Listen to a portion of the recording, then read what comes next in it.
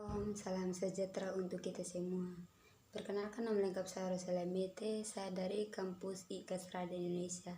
Saya akan mempresentasikan hasil diskusi saya tentang hak asasi manusia dan anti perundungan. Hak asasi manusia. Hak asasi manusia adalah hak yang melekat pada diri manusia sejak ia lahir ke dunia. Hak asasi berasal dari Tuhan sebagai anugerah yang kodrat dan tidak dapat diberi atau dicabut oleh pihak lain, atau sebuah konsep hukum dan normatif yang menyatakan bahwa manusia memiliki hak yang melekat pada dirinya karena ia adalah seorang manusia. Hak asasi manusia berlaku kapan saja, di mana saja, dan kepada siapa saja, sehingga sifatnya universal. Itu ada tujuan hak asasi manusia di masyarakat, yang melindungi hak seorang untuk hidup dengan harga diri, yang meliputi hak untuk hidup, hak atas kebebasan dan keamanan.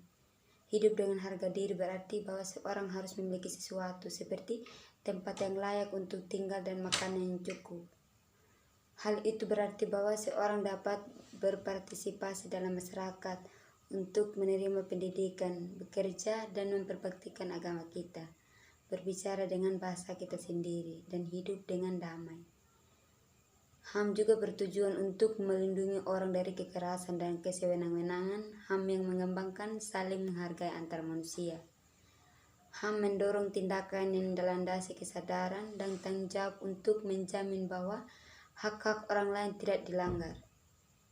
Misalnya, setiap orang memiliki hak untuk hidup bebas dari segala bentuk diskriminasi, tetapi di saat yang sama, setiap orang juga memiliki tanggung jawab untuk tidak mendiskriminasi orang lain.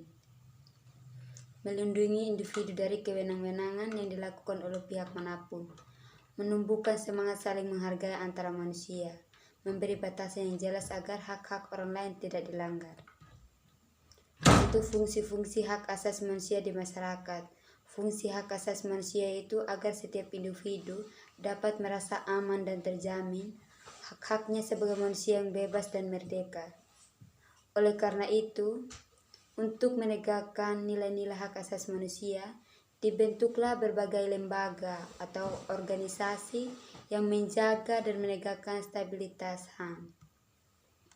Itu ada macam-macam hak asasi manusia di masyarakat. Yang pertama, hak asasi pribadi.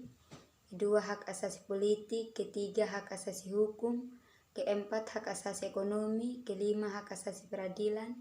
Keenam, hak asasi sosial budaya. Ketujuh, hak untuk hidup. Kedelapan, hak asasi berkeluarga dan melanjutkan keturunan.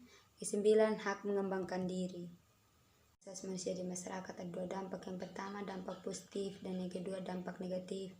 Yang pertama, dampak positif, yaitu menjunjung tinggi terhadap adanya HAM, memacu sebuah percepatan terhadap kualitas diri, menumbuhkan sikap untuk toleransi terhadap orang lain, meningkatkan rasa solidaris yang dimana tinggi, masyarakat akan mampu untuk menilai kinerja pemerintahan, terlaksananya kebebasan, terdapat rasa solidaris yang dimana tinggi di antara banyak negara. Dampak negatif, yaitu terdapat pergeseran terhadap budaya nasional dan juga budaya internasional. Terjadinya sebuah kesenjangan sosial yang semakin tajam, membuat penyampaian aspirasi menjadi sangat berlebihan, menghilangkan semangat nasionalisme dan juga patriotisme, membuat cara berpikir menjadi semakin sempit, melakukan percepatan terhadap perubahan terhadap pola kehidupan berbangsa. Bentuk pelanggaran hak asasi manusia di masyarakat, yaitu jenis pelanggaran HAM ringan.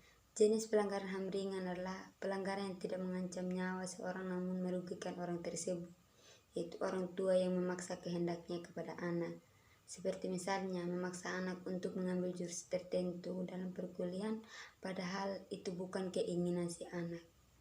Perlakuan tidak adil dalam persidangan, tidak mendapat pelayanan pendidikan dan kesehatan sejajar, tidak mendapat keadilan sosial di tengah masyarakat. Jenis pelanggaran HAM berat, terdapat 4 jenis pelanggaran HAM berat dan serius yang menjadi perhatian internasional, yaitu ada kejahatan terhadap kemanusiaan, kejahatan perang, kejahatan agresi, kejahatan genosida. Sementara itu, kejahatan kemanusiaan seringkali diartikan sebagai suatu perbuatan yang dilakukan dengan serangan yang meluas dan sistematis. Adapun serangan yang dimaksud ditujukan secara langsung terhadap penduduk sipil berupa pembunuhan, pemusnahan, perbudakan, dan pengusiran atau pemindahan penduduk secara paksa. Perampasan kemerdekaan atau perampasan kelebihan fisik lain secara sewenang-wenangnya yang melanggar asas-asas ketentuan. Penyiksaan, pemerkosaan, perbudakan seksual, pemaksaan kehamilan, pelacuran secara paksa, pemandulan atau sterilisasi secara paksa atau bentuk-bentuk kekerasan seksual lain yang setara, penganiayaan terhadap suatu kelompok tertentu atau perkumpulan yang disadari persamaan paham politik, kebangsaan, ras, budaya, etnis, agama, jenis kelamin atau alasan lain yang telah diakui secara universal sebagai hal yang dilarang menurut hukum internasional. Penghilangan orang secara terpaksa, kejahatan apartheid, penindasan dan dominasi suatu kelompok ras atau kelompok ras lain untuk mempertahankan dominasi dan kekuasaannya. Pengertian anti perundungan di sekolah. Bullying atau perundungan adalah peristiwa yang cukup sering ditemukan, terlebih di lingkungan sekolah. Tindakan perilaku perundungan di sekolah tentunya perlu menjadi perhatian khusus oleh banyak pihak. Tujuan anti perundungan di sekolah. Adapun tujuan yang hendak dicapai dengan kegiatan ini, yaitu memberi pemahaman siswa tentang bahaya bullying yang berdampak negatif bagi semua pihak. Memberikan pemahaman kepada siswa tentang pentingnya saling tolong-menolong dan saling peduli antara sesama. Membiasakan siswa untuk saling hormat-menghormati dan hargai-menghargai antara memberi pengetahuan mendalam tentang gerakan anti perundungan, memberikan pengetahuan yang mendalam terkait meningkatkan nilai sosial, memberi keterampilan kepada siswa dalam mengatasi perilaku perundungan atau bullying, memberi kemampuan peserta didik dalam meningkatkan nilai sosial di sekolah dan masyarakat secara luas. Fungsi anti perundungan di sekolah untuk membantu mengatasi kelemahan dan hambatan serta masalah yang dihadapi peserta didik, khususnya untuk meningkatkan nilai sosial siswa yang terjadi di sekolah, untuk dapat meningkatkan nilai sosialnya, untuk mendukung sekolah dan lingkungan lain, untuk membantu anak-anak dan remaja, staf sekolah, orang tua serta tenaga profesional lainnya yang bekerja sama anak-anak, untuk memahami definisi dari saling menghormati. Jenis-jenis perundungan di sekolah yaitu ada verbal bullying, visual bullying, social bullying, cyberbullying, sexual bullying.